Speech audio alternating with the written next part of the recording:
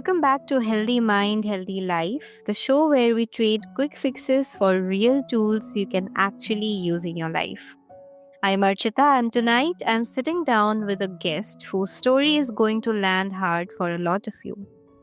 Amy Koford is a best selling author, a top rated clinical and stage hypnotist, a motivational speaker, and a mom of five who quietly rebuilt her own life from the inside out. She has lived through severe depression, debilitating anxiety, and a long term illness that almost took her life. And on the other side of all of it, she has spent years helping people stop giving their power away to fear. Tonight, we are talking about the one truth at the center of her work, that you are hardwired to rise above fear, not bypass it, not pretend it isn't there, just rise above it. And by the end of this conversation, my hope is that something shifts in you, even just a little. So, Amy, welcome to the show. It's such a pleasure to have you on this show today. Thank you so much. It's great to be here. I'm really glad you're here, and I am also looking forward to this conversation a lot because I think it's going to be life changing for a lot of listeners out there. So, before we start, there is a gentle disclaimer to our listeners. Hey, dear listeners, before we begin, a quick note from Healthy Man Pay Awake. This episode is created for educational and informational purposes only. The views shared by our guests are their own and may not reflect those of the host or network. Nothing in this conversation should be taken as medical, legal, financial, or professional advice. Please consult a qualified professional before making important decisions. We encourage you to listen with curiosity, think independently, and use this content as a starting point for reflection, not a substitute for professional guidance. Now, settle in and enjoy the conversation. And now that we have this out of the way, without wasting any further time, let's dive into the conversation. And Amy, before we go anywhere big, I want to start somewhere honest. So, most people who do this kind of work didn't arrive here through a textbook, they arrived through their own life experiences. So, was there a specific moment for you, not the polished origin story, but a real one where you realized fear had been running more of your life than you had been willing to admit? Well, the epiphany came with clients, actually. I had been doing many, many sessions at that point, especially for depression and anxiety. But people come to me for all types of issues that they want to solve. And at some point, I had that aha moment where I realized all of the problems that people come to me to resolve are somehow related to fear. Now, certainly, I've overcome fears in my own personal life as well, but that's where the epiphany for the book came. I realized all of these issues are somehow fear. That's all that they are. And then as I looked bigger, I realized, and all the world's problems are fear, except natural disasters. But other than that, every other world problem that we have with greed and poverty and sexism, racism, whatever it is, wars, violence, it's all fear. So of course, like I say, I can reflect on my own life. I have stories in my book about overcoming fears that I had. I have a whole chapter about insecurities. We all have certain insecurities about ourselves, but it's how we handle those insecurities that is vastly different. So my chapter talks about how some people handle insecurities about themselves just fine and, they live a really great life, happy, thriving, despite the insecurities. And then you have all the way up to the fact that the tyrants and the dictators and the people in the world that hurt others the most are extremely insecure. And that's how they handle their insecurities, not even knowing that that's what's really going on. So fear is a really interesting force in our lives, how we deal with it, what it does to people. So yeah, that it just thinking about fear and analyzing it just helped me to think bigger and bigger and look at all the details about fear. And what I really wanted to let people know with my book is okay, so we have fear, right? We all know that our world has way too much fear, but why are we allowing this? Why are we just going along with it? We are better than this. We are made to be better. We deserve better. And we are literally hardwired to rise higher than this and stop letting fear be the ruler of the world. We are the rulers. We are the power. I think I'm really glad you brought that up because I definitely agree. I think fear is, playing such an important role in all of our lives without us knowing about it. I mean, it's dictating so many parts of our lives unintentionally. So it's really important Yep. to get over it and, to get on the driver's seat of your own life instead of sitting on the passenger seat and let fear drive it. So yeah, I think what you're doing it's really great, and this really sets the tone for this conversation. So I'm excited to know more about what you do as well, which brings me to another topic. So, Amy, there's a really common misconception that brave people don't feel any fear, that they've somehow risen above it because they have something the rest of us don't. So, from everything you've lived through and everything you have witnessed in the people you've worked with, what does the truth about fear and courage actually look like? Huh, that's a good question. Everyone has fears. And let me just clarify too that in my book, I talk about the different types of fears. Now, basically, there's two categories there's necessary fear and there's unnecessary fear. Underneath unnecessary fear, there's a million other fears, right? Fear of failure, fear of what other people think of you, that kind of stuff. So what do I mean by necessary fear? It's the kind of fear that we need to keep us safe and alive, right? I mean, fear does play an important role in that. But when you think about that kind of fear that keeps us alive and safe, how often in our lifetimes do we really need it? Just a few, right? Like most people were not facing life threatening situations all the time. Some people might be, but the average person, right, is not going to have need that kind of fear all the time. It's just when you're almost in a car accident or if something right happens, if you're being chased by an animal, stuff like that, right?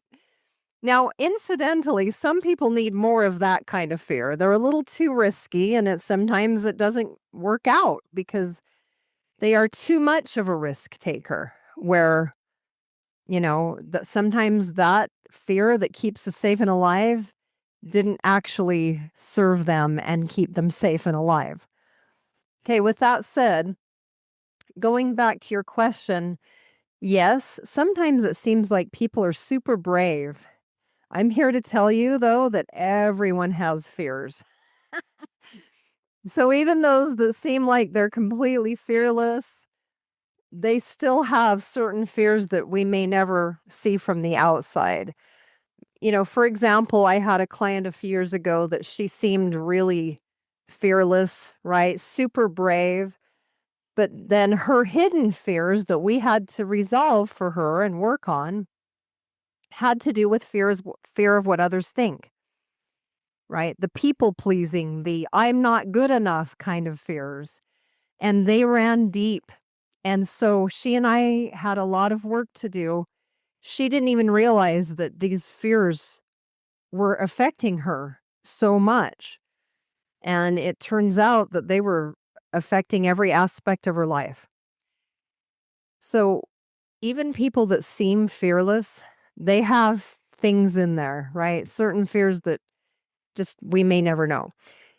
So we as far as like, yeah, so there's those people that do brave looking things that still have other insecurities or fears that might not, look as good as bungee jumping or whatever it is, skydiving that they do, right? That seems brave. And even, I recently went swimming with sharks about a week ago. And I used to be so afraid of going into the ocean that I would only go up to my knees. And here I was swimming with 9-foot bull sharks, which are the number 3 most deadly to humans. No cage, by the way. Now, so from someone else, right? Because I posted about that, they'd think, oh, she's so brave, which I am in that aspect. But they haven't seen the journey that I went from only going up to my knees in the ocean to swimming cage free with deadly sharks. What does the average person do then? It can be a journey. First and foremost, though, you have to understand that you are more than what you think you are. So often, far more than you want to know, people are critical of themselves, and people don't have as high of an opinion about themselves as they need to. So this is my message, right? You are way more than what you think you are. I think that's definitely true. And I think a lot of people misunderestimate. They don't know what they're capable of and they are afraid of trying that out as well. But there's this definition of fear that I have heard before. And I think that applies here and that makes so much more sense now that I've talked to you. It's false evidence appearing real. That's what they call the full meaning of fear. And that's so true. And what you just shared, I think that's such an important reframe because so many people are quietly waiting for permission that they are never going to get from fear in the first place. So, and I think this misconception that brave people don't have any fear, that's just very wrong because they can just hide it better. But everyone has this fear. But I hope after this conversation, a lot of listeners will know how to actually deal with it. So, Yeah. And that, I've heard that too, false evidence appearing real, which is a great definition.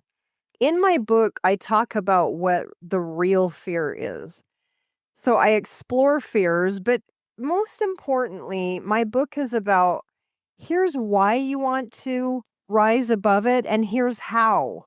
So every chapter of my book has hypnotic techniques or mind reprogramming techniques or calming techniques, stress elimination. I have a whole bit about how to eliminate stress. I have here's how you reduce anxiety. So it's how as well, not just, yeah, you're hardwired to rise. You got to get rid of that fear. No, I teach you step by step. I take you into details about here's what you do exactly to rise above it. And so in my book, I'm not going to tell you because that would be a spoiler alert.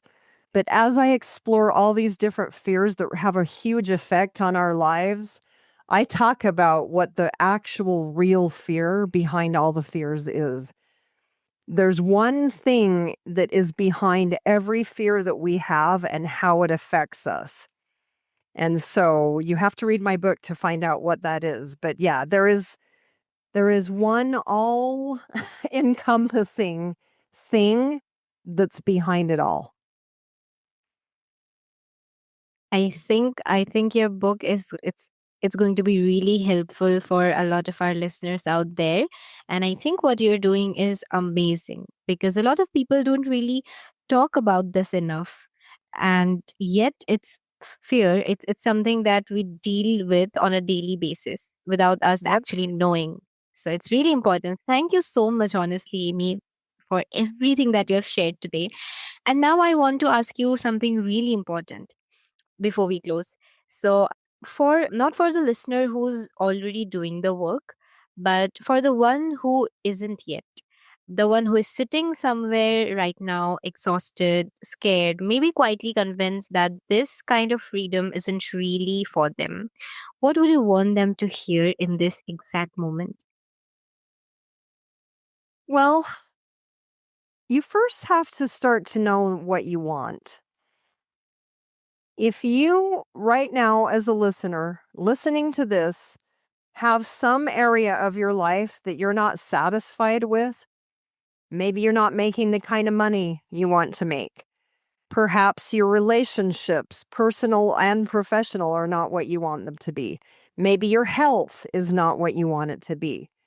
Maybe you're not as confident as you want to be, right? So there's a number of areas of your life. Maybe you don't sleep as well as you want to, right? Like I could go on and on. You suffer with depression, anxiety, whatever it is. Maybe you have bad habits, smoking, or something like that. So you first have to know what you want. If there's any area of your life that you're not satisfied with, you've got to know what you want.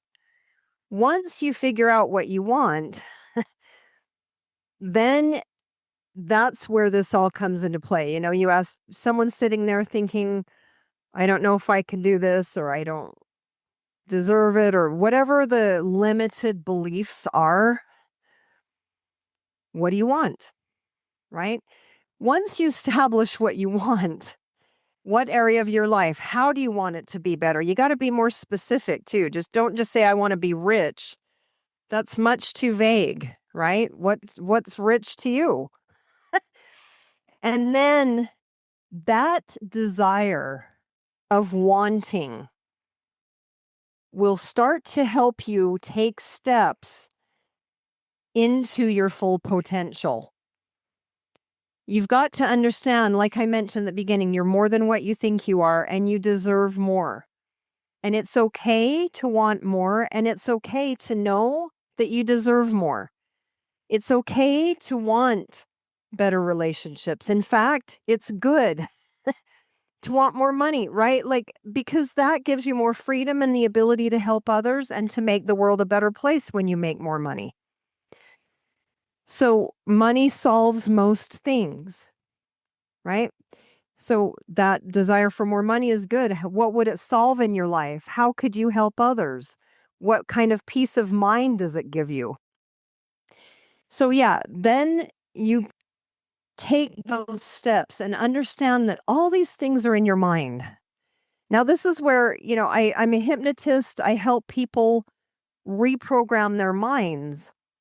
So I've done thousands and thousands of sessions with people for, right, depression, anxiety. I help people stop smoking in one session. Things like that, because your mind, that's where it's all started. So if you're sitting there doubting yourself, what good is that doing for you? How is that doubt, those fears, those limiting beliefs, how is that serving you and those that are close to you?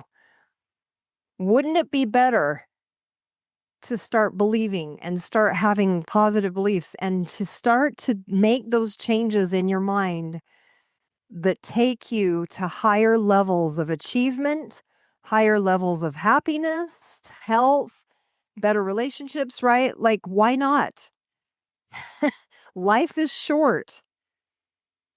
Even if you live to be 100, life is still really short. My dad died a couple months ago. He was 88. And I know that his life went fast. For me, I couldn't believe that he was already that age and everything. And so life goes fast. So look at it this way then, with that perspective. Do you want to get to the end of your life, right? You're old, you know that you're at the end. Do you want to get to that point and look back at your life and say, I'm so glad that I stressed my life away? No, right? Right? Of course you're not. And I'm just kind of being silly. How do you want to look back at your life? Right? Do you want to look back at your life and say, thank goodness I figured it out? Thank goodness that I allowed myself to understand my power, that I allowed myself to think bigger and to understand that I could have more, that I could be a more positive influence to the world. In my book, I talk about the ultimate solution to fear. And again, I'm not going to spoil it. You have to read the book, but I'm going to mention that, like, we are here to make the world better. As a human race, we're all in this together. You know, we're not here to compare or compete or to hurt each other. We're here to help each other. We're here to be a global team, a global family with caring and service and making the world a better place. So, all these little steps add up to big steps. So, take the first step today and just believe me when I tell you that you're more than what you think you are. And start to figure out exactly what you want. What do you want in life? What do you want to improve? What do you want? So write it down and figure it out and start finding out how to get what you want. Now I can help you with that and you can reach out to me because it is in your mind. And I help people get what they want all the time, every week. Numerous people helping them get what they want because it is in your mind and you can get what you want. You're amazing. I think a lot of our listeners needed to hear this. So, first of all, thank you so much for sharing that, Amy. And I love how grounded and practical that advice is because you're not asking them to change everything overnight. You're just asking them to take the first step and then take it one day at a time. I think that's Yep. the most important part. And honestly, thank you so much, Amy, for every meaningful insight you've shared with us, all the wisdom that you've brought into this conversation today. And if there's one thing that I can take out from this conversation, it's that you weren't built to be ruled by fear. You're built to walk through it with your whole self still intact on the other side. So, Amy, for anyone listening who wants to find your book, follow your work, or learn more about how you help people, where's the best place for them to go? amykoford.com, AMYKOF, like food, ORD. So amykoford.com. You can also find me on social media, but to get resources to reach out to me, to work with me personally, you want to go to my website. And then you can contact me through there and we can work together. We can resolve your issues, get you moving forward in life. Amazing. Thank you so much for sharing that, Amy. And we will drop all of that in today's episode notes so it's easier to find for our listeners so that they can reach out to you whenever they need to. And thank you for being here tonight, Amy. And thank you to everyone listening. So, if something in this conversation gave you a small breath of freedom from a fear you've been carrying for far too long, sit with that before you scroll. That little softening is the work. That's where it starts. This has been Healthy Mind, Healthy Life, part of the Healthy Mind by Avik Network. I'm Archita. Until next time, breathe a little easier, walk a little lighter, and remember that you were never meant to be ruled by fear.